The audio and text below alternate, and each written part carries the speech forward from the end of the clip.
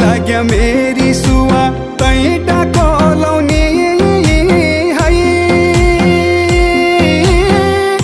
आधा राति ओछ्यानमा बसेर रुनी है।